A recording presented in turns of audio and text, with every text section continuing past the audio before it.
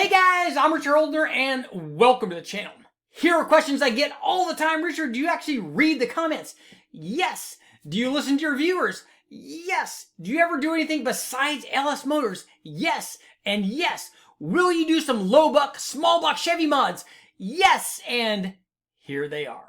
Hey guys, if you're new, welcome to the channel. But what happens if you have a question? Hey, I saw this video, but I wanted to ask Richard a question. Well, you're in luck. You get to do that. Join us nightly, 7 o'clock Pacific Standard Time on the live feed. You can come on, join the group. If I don't have an answer to your question, chances are there are lots of bright guys. They might have an answer. So if you've got a question about any of the video that you just saw, or maybe you're working on a project, join us live, 7 o'clock Pacific Standard Time on this channel. So we're going to take a look at upgrading your typical small block Chevy, starting at the very bottom basement, kind of like smog era deal with a 2-barrel intake manifold, a 2G carburetor, cast iron stock exhaust manifolds, 882 smog heads. This one had a rebuilt short block on it, but it could just as well be something that's in your car, something that you got from the wrecking yard, any kind of small block motor that you're starting with. This one was a 350, run with our 2G carburetor and stock camshaft, basically everything else bone stock except for the short block.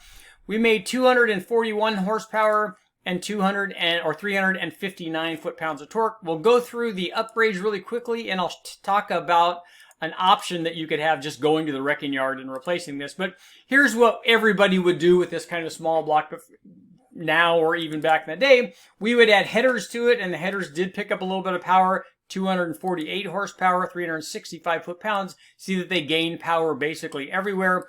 Then we added a 4-barrel intake manifold, got rid of the 2G and cast iron intake manifold, put another factory cast iron quadrajet manifold and a factory quadrajet. Peak power jumped up to 278 horsepower. Peak torque was 385 foot-pounds of torque. Then we did what most guys would probably do if they weren't just going to the wrecking yard and getting a factory intake manifold and a quadrajet.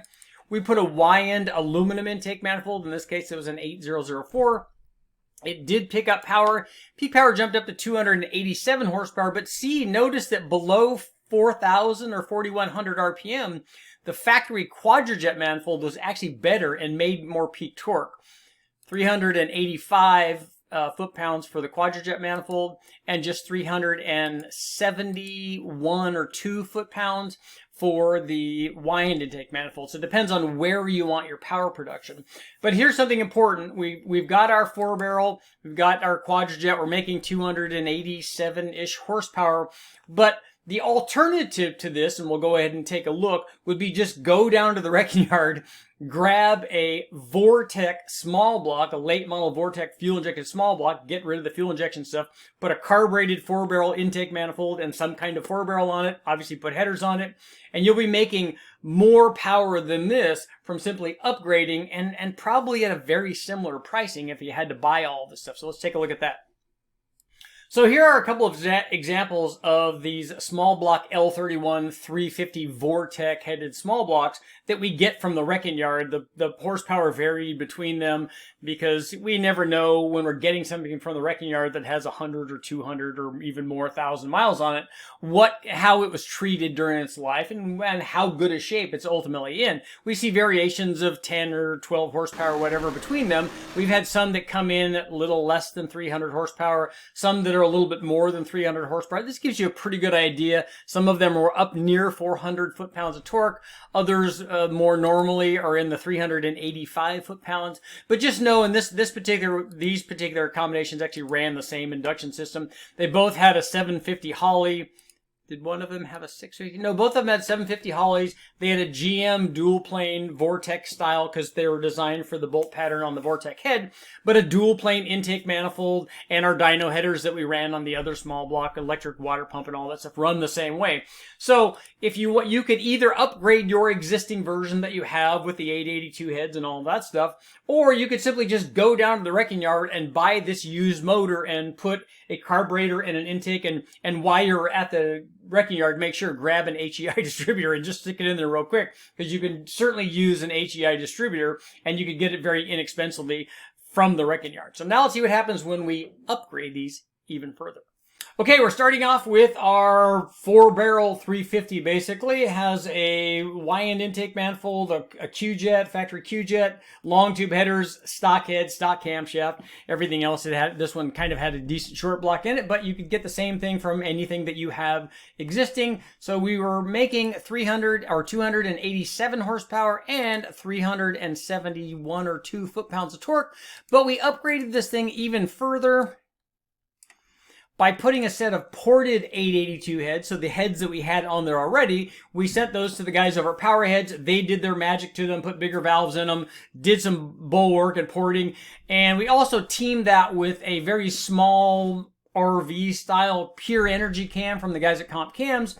That's a good camshaft. It's emissions legal. It's very idle and drivability friendly, and it showed some pretty good power. I have a video up already where we just changed that camshaft, and you can see it did pick up quite a bit of power even by itself. But the combination of the heads and camshaft upgrade on our 350 picked power up from 287 horsepower to 340 horsepower. Peak torque was hovering right at 400 foot-pounds, but we did one more step up, knowing that the Y-end intake manifold and the quadrijet's probably pretty good, but knowing that the Y-end intake manifold was probably not optimum in terms of power production, we stepped things up on the induction side.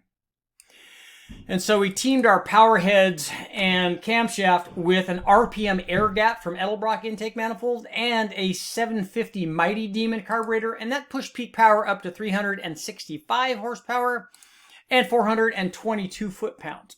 But if we look at this combination, and we've come a long way and it's making good power, certainly good torque, this would be a fun street motor.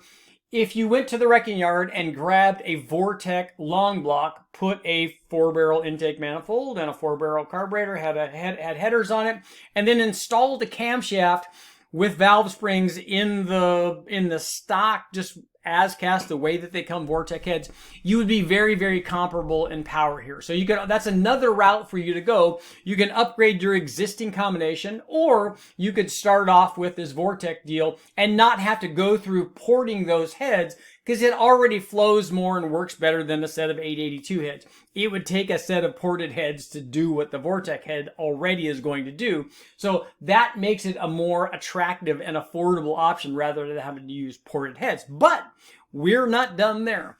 After running the ported heads, we stepped things up even further. We wanted to find out what a set of like aftermarket heads would do. So, wait, that's the wrong one. We installed a set of HOLLEY Systemax aluminum heads. I don't even think that they offer them anymore, but you could get very similar power gains from a lot of other heads that are out there on the market. An Airflow Research Enforcer small block Chevy head would be a very good choice. The Skip Whites of the world, any of the low buck aluminum heads. You just need something that's going to flow more than a factory Vortec head. Certainly it's going to flow more than an 882 head, and flow more than an even ported set of 882 heads. So you need something that's going to be in the 230, 240, 250 CFM. And we teamed that with an even bigger camshaft, knowing that the heads were going to be able to take advantage of something. We put an Extreme Energy 266 camshaft in. This pushed power all the way up to 418 or 19 horsepower. Peak torque was up to 444 foot-pounds of torque. Again, remember, because we were making more torque than horsepower, this is still technically kind of a mild combination. There's certainly more power to be had with more camshaft. And eventually we would push it up in that direction. We would put a very big camshaft in this. We'd put a set of Airflow Research 195 heads on here and really start making some serious power, and at a much higher engine speed. But this combination kind of typifies what I would recommend for your average kind of street car. The thing is, now with this kind of cylinder head and this kind of combination, you would have to do some work to your junkyard Vortec motor to get it to achieve this. You'd have to run a good sized camshaft in it. You might have to do some porting on that particular head. This is where we're starting pushing it into a range where it'd be hard for the stock Vortec head to match this kind of power. Let's get to our conclusion.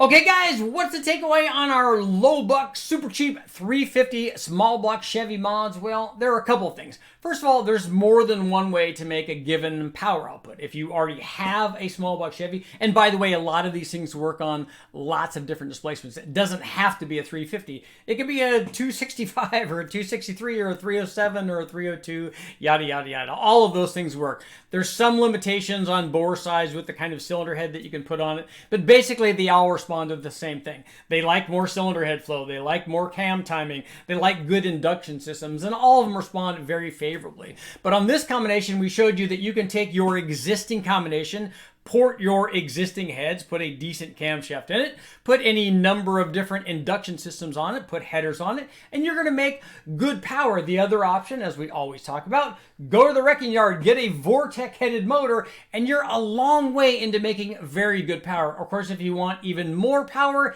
inexpensive aftermarket aluminum heads, always a good choice. I'm Richard Holder. Please make sure, like, share, subscribe, ring the bell, do all that stuff.